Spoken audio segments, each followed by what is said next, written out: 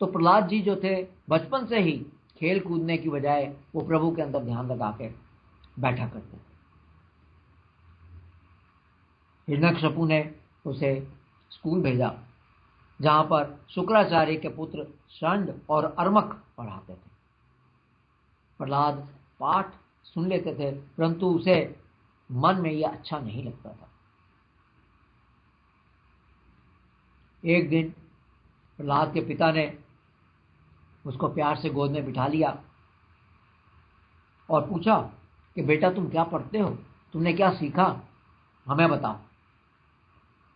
प्रहलाद जी ने कहा कि संसार में प्राणी मैं और मेरे झूठे आग्रह में पड़कर, अर्थात ये मैं हूं, ये मेरा है, ये एक मिथ्या चीज है, इसमें पड़कर अपनी शांति को खो देते हैं। ऐसे लोगों को चाहिए कि वह घर छोड़ जाएं और प्रभु की शरण लें। जब उसके पिता ने यह सुना, हिरण्यकशिपु ने यह सुना, तो वह बहुत क्रोधित हुआ। उसने उसे गुरु के घर पहुंचा और कहा कि आप इसको क्या शिक्षा दे रहे हैं, ये मेरे शत्रु का नाम ले रहा है, मेरे शत्रु की शरण में जाने की बात कर रहा है, इसे ठीक शिक्षा दीजिए, ये छोटा बालक है, इसको भटकाइए मत। गुरु ये सब सुनकर बहुत हैरान हुआ। गुरुजी ने कहा कि ये तो मैंने इसको कभी शिक्षा दी नहीं, फिर भी। प्रहलाद जी से उन्होंने पूछा, गुरु ने पूछा कि तुम्हारी बुद्धि उल्टी कैसे हो गई, ये सब तुमने कहां सीख लिया। खैर, प्रहलाद जी ने उत्तर दिया कि भगवान जब कृपा करते हैं तब मनुष्यों की पार्श्विक बुद्धि नष्ट हो जाती है। पशु बुद्धि के कारण ही ये मैं हूं, ये मुझसे अलग है, ये मेरा है, ऐसा झूठा भेदभाव उत्पन्न होता है। प्रभु ही सत्य हैं, उनके अलावा संसार में और कुछ नहीं है। जैसे चुंबक लोहे को अपनी ओर खींच लेता, अर्थात लोहा अपने आप खींचा चला जाता है, चुंबक की तरह अपने आप खींचा हुआ चला जाता है, वैसे ही भगवान की स्वच्छंद इच्छा शक्ति से मेरा चित्त भी संसार से हटकर अपने आप उनकी तरफ खींचा हुआ चला जाता है। ये प्रहलाद ने उत्तर दिया। छोटा बालक 5 साल का ये उत्तर दे रहा। यह सब सुनकर गुरु बहुत डर गए। उन्होंने प्रहलाद को डांटा और अपने ढंग से उसको शिक्षा देने लगे। कुछ समय बाद प्रहलाद जी को उसके माँ बाप के पास लेकर गए। गुरु प्रहलाद को उसके माँ बाप के पास लेकर गए। पिता ने फिर अपने पुत्र से पूछा कि तुमने जो शिक्षा प्राप्त की है बेटा, वह हमें बताओ। प्रहलाद ने कहा, उत्तर दिया, भक्ति के 9 प्रकार हैं पिताजी, भक्ति के 9 प्रकार हैं। वो है प्रभु का नाम सुनना, श्रवण, दूसरा प्रभु का कीर्तन करना, तीसरा प्रभु का नाम का सिमरन करना, चौथा प्रभु की चरणों की सेवा करना, पांचवा प्रभु की अर्चना करना, वंदना करना, उनका दासत्व, उनका दास बनना, प्रभु की सखाता, प्रभु की फ्रेंडशिप करना, दोस्ती करना, और फाइनली आत्मनिवेदन अर्थात टोटल सरेंडर टू गॉड, प्रभु को पूरी तरह से समर्पण करना। ये 9 प्रकार की भक्ति है। प्रहलाद जी कहते हैं कि अगर ये 9 प्रकार की भक्ति की जाए तो वही उत्तम अध्ययन है। यह सुनकर उसके पिता को बहुत क्रोध आया, आंखें लाल, और पूछने लगा कि ये खोटी बुद्धि तेरे को किसने दी। तब प्रहलाद जी बोले कि संसार में लोग पिसे हुए को दोबारा पीस रहे हैं। इंद्रिय वश में न होने के कारण वह भोगे हुए विषयों को फिर भोगने के लिए संसार रूपी नरक की तरफ जा रहे हैं।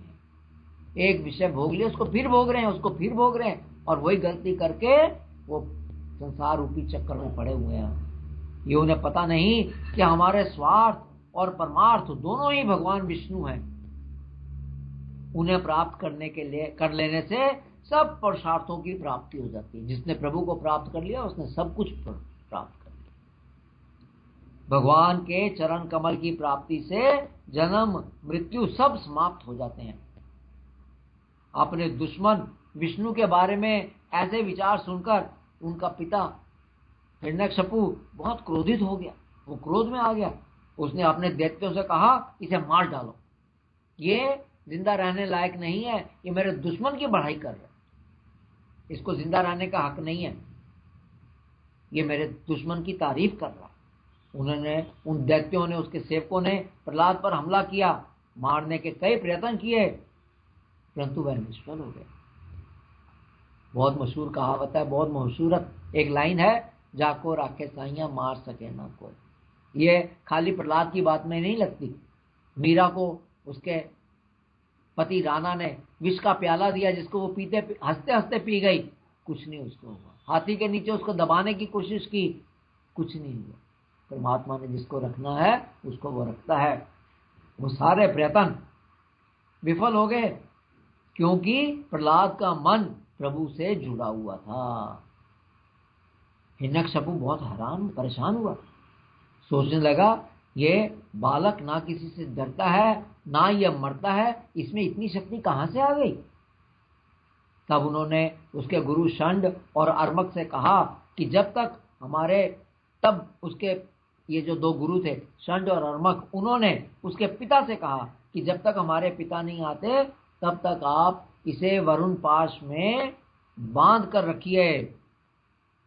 अभी ये बहुत छोटा है, पर आयु वृद्धि के साथ इसकी बुद्धि सुधर जाएगी। अर्थात उन्होंने, गुरुओं ने कहा कि इसको मारने की आवश्यकता नहीं है, अभी इसको सिर्फ बांध कर आप रखिए, जब हमारे पिता आ जाएंगे तो इसकी बुद्धि ठीक कर देंगे। यानी कि शुक्राचार्य जी इसको ठीक से ज्ञान देंगे, जिसको सुनकर ये सही रास्ते पर, जो सही रास्ता वो समझ रहे थे हिरण्यकशिपु जी, उस रास्ते पर चलने लगेंगे।